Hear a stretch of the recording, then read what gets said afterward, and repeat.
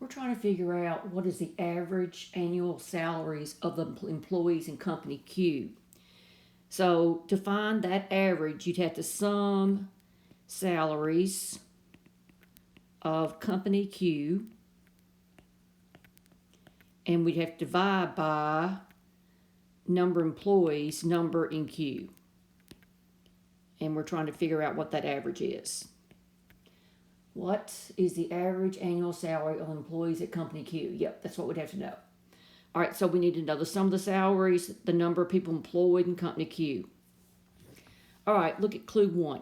Average salaries of employees for division R. So that's going to be the sum of the salaries for division R divided by number of employees of R.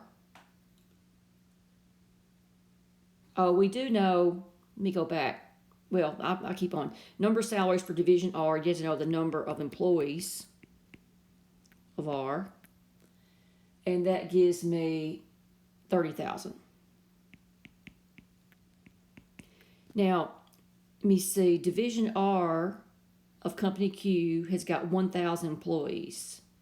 So we know then that this is 1,000 because we are talking about division R. Okay? And we could solve this for the numerator, and that number would be however many zeros that would be. Multiply both sides by 1,000. 3, 0, 1, 2, 3. 30,000. Is that right? 1, 2, 3, 4. 1.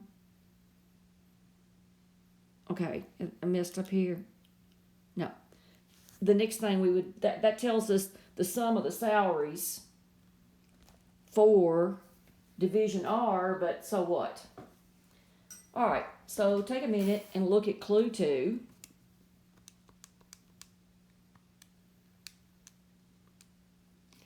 And that says average salaries at company Q who are not in R is 35,000.